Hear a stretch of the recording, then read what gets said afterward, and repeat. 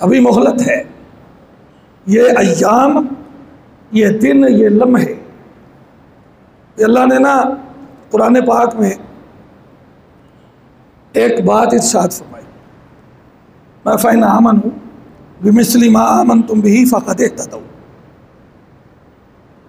ये सहाबा है ना, इनको मयार, इनकी पूरी जमात को मयार बनाया, और मैं अगर इनकी तरह तुम्हारा ईमान है, वैसा लेट तो नहीं होगा। इनका, इनकी पूरी जमात को ना ईमान का मयार बनाया है कि भाई नाफ़ाई ना मनो बिमिस्ली मा आमनतुम बिही फ़क़द इह्तदौ। अगर तुम्हारा ईमान इनकी तरह हुआ ना तो समझ लो अल्लाह का कबूल है। एक सहाबी अल्लाह के रसूल सल्लल्लाहु अलैहि वसल्लम के, नाम उनका सईद बिन आमिर, सईद बिन आमिर नाम। उमर फ़ारूक रज़ी अल्लाह अन्हु से कहते हैं, जब उमर फ़ारूक रज़ी अल्लाह अन्हु को खिलाफत में बैठे ना तो 2-3 नसीहतें की। फरमाया, उमर तुम्हारे कौल और किरदार में फ़र्क नहीं होना चाहिए, तुम्हारे कौल और किरदार में फ़र्क नहीं होना चाहिए।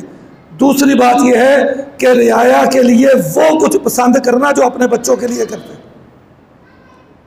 अब उमर फ़ारूक रज़ी अल्लाह का, सईद इस मामले में मेरा तावन करो। क्या तावन करे? तुम्हें गवर्नर बना रहा हूँ, हिमस के गवर्नर। बात मुख्तसर कर, हिमस के गवर्नर बनाया। पहले तो मानते ही नहीं थे, लेकिन उमर फ़ारूक कहने लगे तुम बोझ मुझ पे डाल रहे हो, अपनी जान छुड़ा रहे हो। हिमस का गवर्नर बना दिया। और जो हिमस की जो ख़जाना कमेटी थी ना, माल आया, माल गनीमत बहुत ज़्यादा, तो उनको ख़त लिखा कि हिमस के जो गरीब लोग हैं ना, हिमस के जो गरीब लोग हैं उनकी लिस्ट मुझे भेजो ताकि उनके साथ कुमाली ताउन किया जाए। जो लिस्ट आई ना, उनमें तीसरे या चौथे नंबर पे हिमस के गवर्नर का नाम था, सईद बिन आमिर। बड़ा हैरान हुए, वो कहने लगे उस तुम्हारा गवर्नर गरीब आदमी है, अमीरुल मोमिनीन, वो हम में सबसे ज़्यादा गरीब आदमी, उसके घर कभी चूल्हा जलता है कभी नहीं जलता। रोने लग पड़े। और रशीद ने लिखा, इतना रोए कि दाढ़ी आंसुओं से तर हो गई। 1000 दिनार, और मुहतात अंदाजे के मुताबिक इस वक्त तकरीबन 20 करोड़ रुपए से ज़्यादा रकम बनती। 1000 दिनार सोने की अशरफियाँ, आ जाओ सईद को दे देना। और जब उनके पास पहुंची ना तो रोने लग पड़े। कहते हैं इन्ना लिल्लाहि व इन्ना इलैहि राजिऊन। बीवी कहती है, सरकार क्या हुआ? कहते हैं बहुत बड़ी मुसीबत आ पड़ी। क्या मुसीबत आ गई? अमीरुल मोमिनीन दुनिया से चले गए। कहते इससे बड़ी मुसीबत है। वो इतना माल, इससे बड़ी आजमाइश क्या होगी? तो क्या करना चाहिए? अगर पलिया लोग के तामन कर बनना कि इसको इसके हकदारों तक पहुँचा दें। कोई उसकी थैलियाँ बनाई छोटी, सारी बांट दी। और मौरखीन ने लिखा कि उस वक़्त हिमस को लोग कुएफा कहते थे। कुएफा का मतलब है छोटा कूफा। कूफियों की आदत थी ना, हर गवर्नर की शिकायत, हर गवर्नर की शिकायत। तो सईदिना सईद इब्ने आमिर रज़ी अल्लाह अन्हु की शिकायतें भी उमर फ़ारूक रज़ी अल्लाह अन्हु के पास आई। तो उमर फ़ारूक रज़ी अल्लाह अन्हु बस चले गए। तो साथ दुआ कर रहे, अल्लाह अल्लाह मेरे इंतखाब को गलत ना करना। तो ये उमर वो है कि ज़मीन पे इसकी राय होती है, अल्लाह रब्बुल इज़्ज़त कुरान बना देता है। रज़ी अल्लाह अन्हु, अल्लाह मेरे इंतखाब के बारे में मुझे रुसवा ना करना। मस्जिद में बैठे बुलाया, गवर्नर को भी बुलाया, लोगों को भी बुलाया। अब बताओ इससे तुम्हें शिकायत क्या है? बताओ क्या शिकायत है इससे? तो कहने लगा, एक बंदा उठा, कहने लगा जी शिकायत ये है हमें कि ये दिन को हमारे साथ मिलता है, बात करता है, हमारे मसाइल को सुनता है, ये रात को हमें नहीं मिलता, रात को हमारी बात नहीं सुनता। सईद क्या मामला है? आमिरुल मोमिनीन मेरा और अल्लाह का मामला था। आप ना होते तो शायद सारी ज़िंदगी किसी को ना बतलाते। इनका ईमान मयार बनाया क़यामत तक के लिए। फ़इन आमनू बिमिस्लि मा आमनतुम बिही फ़क़द इह्तदौ। आमिरुल मोमिनीन आप ना पूछते तो सारी ज़िंदगी किसी को ना बताता, मेरा और अल्लाह का मामला था। इन्होंने शिकायत कर दी। कहते हैं अमीरुल मोमिनीन, दिन सारा इनके लिए होता है, रात अल्लाह के लिए होती है। दिन इनके काम करता हूँ, दिन इनके लिए सर्फ करता हूँ, रात अपने अल्लाह को मनाने में लगाता हूँ। ततजाफा जुनूबुहुम अनिल मज़ाजी यदऊन रब्बहुम खौफन व तमा। इनकी सिफत यह है कि इनके बिस्तर, इनके पहलू इनके बिस्तरों से अलहदा रहते। अल्लाह हमें भी तौफीक दे कि रात को उठ के अल्लाह को मनाया करें, अल्लाह के सामने रोया करें। ये 7 समंदर हैं, ये सारे डबल हो जाए, ये जहन्नम को ठंडा नहीं करते। बंदा मोमिन की आंख से एक आंसू निकलता है, अल्लाह जहन्नम की आग को ठंडा कर देता। अमीरुल मोमिनीन, दिन इनके काम करता, रात अपने अल्लाह को मनाता, अपने अल्लाह के सामने गिरियाजारी करता। इसलिए रात इनकी बात नहीं सुनता। रो पड़े, उम्र फरूक आंसू निकलने शुरू हो गए। अरे अल्लाह तेरा शुक्र है, तूने मुझे रुसवा नहीं किया। दूसरा मसला क्या है भाई? दूसरा मसला बताओ, दूसरी शिकायत क्या है? तो कहते हैं जी दूसरा मसला ये है कि पहले ये फजर के वक़्त आता था, बैठा रहता था, हमारी बातें सुनता था। अब ये फजर के बाद जाता है, फिर काफ़ी देर के बाद आता है। मैं सईद, इसका क्या मसला है? कहते हैं अमीरुल मोमिनीन, ये भी मेरा और अल्लाह का मामला। कहते हैं 30 साल की रफ़ाकत मेरी बीवी के साथ, 30 साल से वो मेरे काम कर रही, लेकिन अब वो हो गई बीमार। भाई 30 साल मेरी खिदमत की, अब बीमार हो गई। अब सुबह मैंने आटा गूंदना होता है, फिर उसका खमीर सेट होने का इंतज़ार करता हूँ, फिर खाना तैयार करके इनको दे के आता हूँ, इसलिए देर होती है। तीसरा मसला क्या है भाई? तीसरी शिकायत तुम्हारे गवर्नर से क्या है तुम्हें? कहते हैं जी तीसरी शिकायत ये है, कभी हफ्ते में एक दिन, कभी 2 हफ्तों में एक दिन, ये सारा दिन बाहर नहीं आता। तो सही दिए क्या मामला है? इनको ना डर था अल्लाह की नेमतों का हिसाब देना। वला तुसअलुन्ना यौमइज़िन अनिन नईम, ये नेमतों का एक एक नेमत के बारे में पूछा जाएगा, इसकी तैयारी करके रखो। रसूल करीम सल्लल्लाहु अलैहि वसल्लम ने एक आसान सा नुस्खा बताऊं जान छूटने का। मैं जो सूरत अर्रहमान की तलावत रोज़ करता है, अल्लाह उससे नेमतों का हिसाब नहीं लेगा। रोज़ किया करो, छोटी सी सूरत, 5 मिनट भी नहीं लगते। जो सूरत अर्रहमान को रोज़ पढ़ता है उसकी नेमतों का हिसाब नहीं होगा। भाई तीसरा मसला क्या है भाई? एक हफ्ते में एक दिन या 2 हफ्तों में या एक दिन निकलता ही नहीं। बस सही दिए क्या मामला है? अमीरुल मोमिनीन नहीं बताना चाहता था। अमीरुल मोमिनीन, मेरे पास एक ही जोड़ा है कपड़ों का, दूसरा जोड़ा नहीं है, और जब ये गंदा हो जाता है इसको अपने हाथों से धोता हूँ, जब ये सूख जाता है फिर पहन के बाहर आता। अल्लाह अकबर। चौथा मसला क्या है? और कोई शिकायत? एक शिकायत हो रहा है इससे, वो क्या है?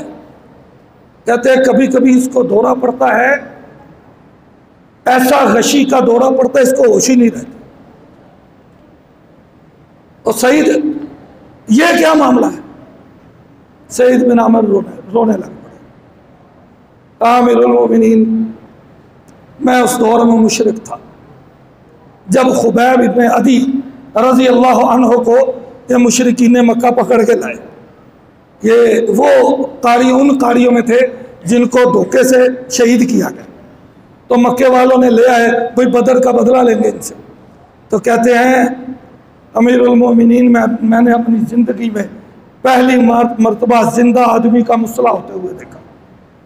मैंने देखा कि ये खुबैब इब्न अदी का एक एक जोड़ काट रहे, एक एक जोड़ काट रहे, और साथ इनको कह रहे खुबैब एक बात कह दो, खुबैब एक बात कह दो कि मेरी जान छूट जाए, ये मेरी जगह पे मोहम्मद को ले आया जाए सल्लल्लाहु अलैहि वसल्लम। तो कहता है, खुबैब कहता है, उसका चेहरा पुरसुकून है, उस पर घबराहट के आसार नहीं है। कहता है, अल्लाह की कसम है, ये एक जान है, ये मेरे पास 1000 जान होती वो इसी तरह कुर्बान हो जाती। मैं ये सोचता भी ना कि मोहम्मद के पाँव में कोई कांटा भी चुभ जाए सल्लल्लाहु अलैहि वसल्लम। अमीरुल मोमिनीन, मैंने देखा मेरी आंखों के सामने खुबैब को शहीद कर दिया गया। और कभी कभी जहन में यह ख्याल आता है कि अल्लाह ने पूछ लिया कि तू उस वक्त मौजूद था, तुमने खुबैब के लिए कुछ क्यों नहीं किया, तो मेरे जहन में ये आता है, अल्लाह को क्या हिसाब दूंगा। अमीरुल मोमिनीन फिर बेहोश आ जाता हूँ, अपने पे बस नहीं रहता। अल्लाह अकबर। उमर फारूक रोने लग पड़े। फिर 1000 दिनार, मैंने पहले बताया कि ये मुहतात अंदाजे के मुताबिक मौजूदा इसकी वैल्यू तकरीबन 20 करोड़ रुपए से ज़्यादा। खुबैब चले गए तो अपने एक मुलाजिम से कहा कि ये 1000 दिनार इसको दे देना और क्या ना अपने लिए गुलाम रख ले, वो अपने घर में कोई आसानी आ जाए। वो जो 1000 दिनार लेके आया ना, तो फिर कहते हैं, इन्ना लिल्लाहि व इन्ना इलैहि राजिऊन। बीवी कहती क्या हुआ, चलो अल्लाह का शुक्र अदा करो, भाई यार तुम्हारे बहुत सारे मसले हो जाएंगे। कहते हैं, बीबी जिंदगी का आखिरी दौर है, जिंदगी का आखिरी दौर है और मुझसे ज्यादा हकदार इसके बहुत सारे हैं। तुम अल्लाह से दुआ करो कि अल्लाह आखिरत की मुसीबतों से हमें बचा ले, कोई दुनिया तो गुजर ही गई। तो मैंने अर्ज किया कि ये जिंदगी इंतहाई मुख्तसर, और यहाँ पे ना ताल्लुकदारियाँ हम निभाते हैं, ताल्लुकदारियाँ।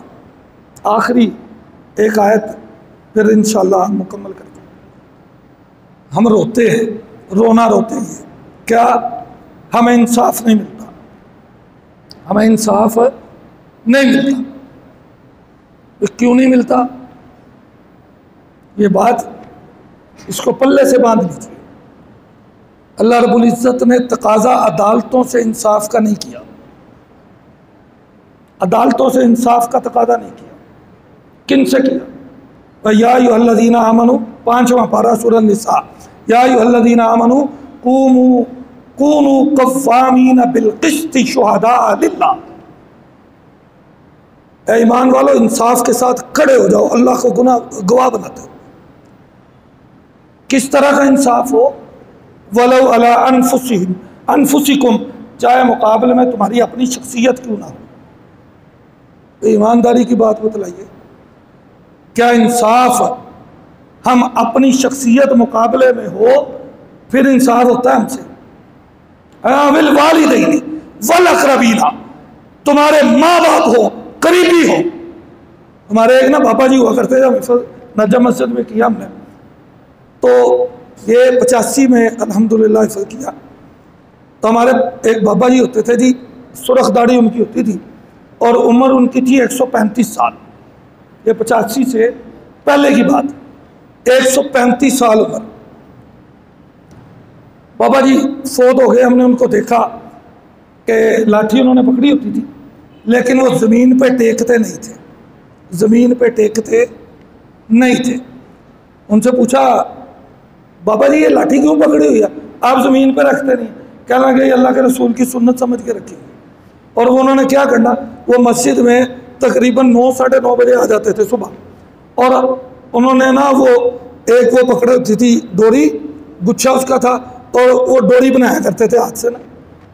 अल्लाह उनके जो हमने देखे उनके पोते, उनके मतलब नवासे, वो सफ़ेद दाढ़ियों वाले थे। 135 साल का पापा था, तो अपने हाथों से मजदूरी करता था।